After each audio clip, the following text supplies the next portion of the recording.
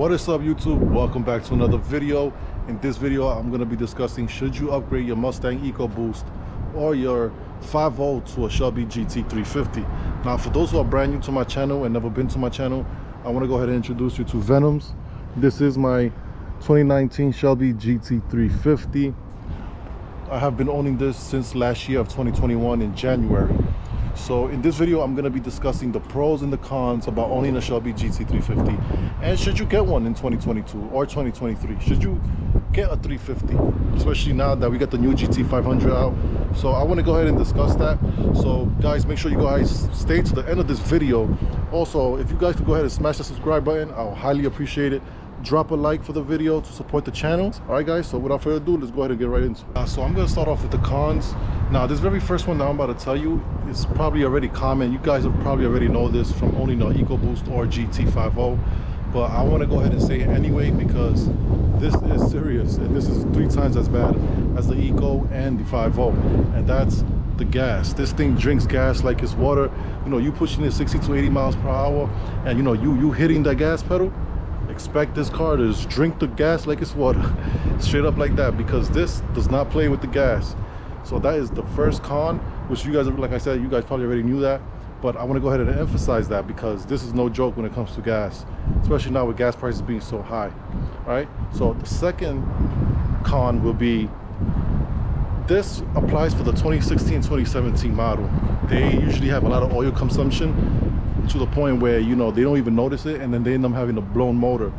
But I've noticed that many people that do this is because they don't cool up their oil to temperature. You know, they get in the car when it's winter, they rev it a rev line, and you know, they just on throttle it, and the car's not even warmed up or anything, and you know, that could damage your motor and potentially even blow your motor.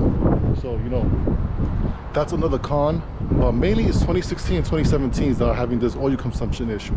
2018s is a little bit more rare. I'm not saying it don't happen, it still kind of happens for 2018 models, but not as much as the 16 and 17. Now, when you're going to 19 and 20, your chances are very, very slim of it. I don't know, I probably heard like one person had a 2020 oil consumption issue, I think, and that's what I think, I'm not even that sure. But as far as for me, my personal experience, I had no oil consumption with this thing, and this is a 2019 model. So just keep that in mind. If you're gonna go and get one of the cons is that the 16 and 17 models, yes, it's cheaper, but it does come with oil consumption issues and possibly blown motors if you do not treat the car properly and do the proper maintenance and check up on it every now and then. So that's going to be the second con. Now, the third con will be, once again, for the 16, 17, and 18s, the clutch pedal. I drove a 2018 Shelby GT350R in the past, and the pedal, you don't really feel the bite on the clutch. You know, when you're letting off the clutch and you feel that bite when it's about to take off. For the 16s to 18s, by the way, I don't include 15s because those are super rare to get, so I'm not even going to include 2015 models. But 16s to 18s, the clutch pedal is very soft, like you don't even feel that bite. And I heard a lot of people switching to Steady spring clutch, so I mean, I guess that's another con for me anyway, because the 2019s and 2020s, they already come with that bite on the pedal, on the clutch pedal, so you don't have to worry about that. But as far as the 16s to 18s, I think that's a con for me anyway. You know, I want to know where my bite is at on the clutch pedal. I don't want to just feel like I don't got nothing going on there. All right guys, so that's the third con. The fourth con about this car is going to be, it's not really a con, it's just a little bit of annoyance, is that these cars come with Brembo brakes front and back. So when you slam the brakes, these things break. You know, you could be going so fast, super fast, 100, 120, and it'll stop. Like when you hit the brakes, you feel the power of the Brembos. And the pads that they put on the brakes is a track pack, because this is a track car for the track. So what happens is all the dust go on the wheel, you know, and it just makes so much dust. It's just ridiculous. And you know, you can wash it and literally 5 seconds later, literally, I'm not even lying, 5 seconds later, your rims and your tires and your wheels are all, you know, dusted out again. All right, so that's gonna be the third con. All right, y'all heard the cons. I don't have too many cons about this car. This car is amazing. Let's go ahead and get into the pros. The pros is going to be that you're going to get so many much more upgraded things. You know, like with the EcoBoost and the 5.0 Coyote, you could customize that car. Yeah, you could put a twin turbo, you could supercharge it, and you could do all these things to it. But with a Shelby GT350, people at most what they do is they put a supercharger, twin turbo it, or something like that. Nobody really fully go all out customize a Shelby, because honestly, not only does it hold value, unlike the 5.0s and the EcoBoost. Once again, no offense to anybody who owns one. I once owned the EcoBoost and a GT5.0, so no offense. But the reality is that these Shelbys do hold their value much more than, you know, a regular Mustang. And for that simple fact alone, not too many people want to go ahead and modify it cosmetically wise, like different hood, you know, different spoiler that's not a 350 or 350R spoiler. It's very limited to what people do when it comes to these customizations. So I just want to go ahead and put that out there. But like, going back to the pros though, the pros is, you know, you get, the first pro will be, you get upgraded everything. The handling on this car is amazing. You know, the twisties, you can come twisting out of the corner 80, 70 miles per hour, and it just, you know, it just flows with it. The car is so well for handling. And that's one of the best things that I like about this Shelby GT350, that this thing is like, it hugs the road and it's good for those twisty turns. Just keep in mind, it's not a straight line animal. It's not, you know, a straight line like the GT500. So keep that in mind. But this is a road course car that's amazing on the track. So that's gonna be my first pro. My second pro will be, let's be honest. Let's take a look at this. Come on. Do I have to say more? You get the Shelby snake emblem. You know, it looks so aggressive. Let's go ahead and look at the front. You know, me, I'm a very detailed guy. I like the very small details. I don't need something very huge for me to feel good or for me to like it. Like little things like this, like you see the Shelby emblem, you got no fog lights here, lamps, I mean, right here, you know, it's open vent. The aggression is just there. This car is way more aggressive than a regular EcoBoost and 5.0. The hood, little details like this where it got the hood slouching down and then the lines are coming this way. The eyes look so mean. This is what you pay for when you go the 350 route. You know, the side vent, you get this. These are my pros to me, the little things. Not to mention, when you hop in the car, you're gonna get Alcantara steering wheel. On the side of the door is Alcantara as well. You could get carbon fiber dash. That to me is a pro, because the regular Mustangs, they don't come with that. You know, they come with the regular leather.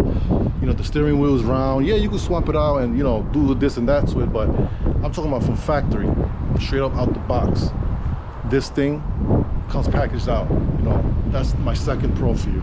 My third pro is going to be the exhaust. Oh my Lord. The flat plane crank in this car, it's absolutely amazing. Gives you eargasms. Seriously, this car exhaust is absolutely amazing. I love it. Nothing like the Coyote. Once again, no offense to any EcoBoost owners or GT owners, but it sounds nothing like the Coyote or the EcoBoost motor at all. This thing is just, I'm gonna let you hear it at the end of the video, but this thing is just amazing. And you know, that exhaust note is very good. Once you get that resident delete, it comes even better. So that's gonna be my third pro. My fourth pro about this car, by the way, I got more pros than cons. My fourth one is going to be that this car revs all the way to 8250. 8250 RPM. While other people out there shifting at 6K, 7K, 5K, you over here still on pedal to the metal, baby. You still going all the way to 8250. That's when you shift out to your next gear. Me, for that, I love it. You know, it's just like, it's amazing, especially when you're in the 7 to 8K RPMs. Sorry, 6 to 7. Going up, you just feel the power just pull you in. It's just like the demon comes out of this car and it just pulls you, sucks your soul right out of the car, right out of your body, I should say. All right, so that's gonna be my fourth pro. Sorry, I was about to say con. That's my fourth pro. The fifth pro about owning this car is, you know I mentioned this earlier, but it holds its value. You understand? Like, especially now in today's market, you could drive this thing 10,000 miles. 10,000 miles you could drive it, depending on the year you get. Especially if you get a 19 or 20, you could drive this 10,000 miles, sell it for the price of an MSRP sticker price. It's ridiculous. You know, the 16, 17s also going for like 60,000, 58,000. So these things hold their value no matter, well, I'm not gonna say no matter how much, but no matter like how much you drive it, you know, it's still gonna be worth something. You know, you could drive it to 60,000 miles, it'll still be worth like 40-something thousand dollars. So these things could be an investment if done properly, if you keep the mileage low. You know, that is a pro. You know, if one day you guys decide to, you know, let go of the 350, or you guys need backup money, something goes wrong financially, you can always sell it and, you know, make a profit. If not, cut even. So that's the 5th pro I'll say about this car, and I absolutely love it, honestly. You know, it's just too many great things about this car over the 5.0 and the EcoBoost. All right, y'all, I got some more pros about this car, but I don't want to go ahead. I feel like this video is really a little too long. I don't want to go ahead and keep blabbing and get you guys bored. So if you guys want to hear more pros about it, let me know. I'll definitely do another video. Don't forget, go ahead and subscribe to this channel. More content is coming. Drop a like. Like I said earlier, let me know in the comment section what you think. Do you think it's worth it getting a 350 in 2022 or 2023? Is it worth the upgrade? Me personally, absolutely it's worth the upgrade from a base Mustang EcoBoost or 5.0. Absolutely worth it going into the Shelby world. No matter what you go, 350 or GT500, but 2020 plus models though. I highly recommend you do it if you can, if you got the money for it. All right, guys, thank you so much for watching. Oh, and by the way, I'm gonna let you off with a little exhaust note. Thank you guys so much for watching, and I'll see you in the next one. Peace.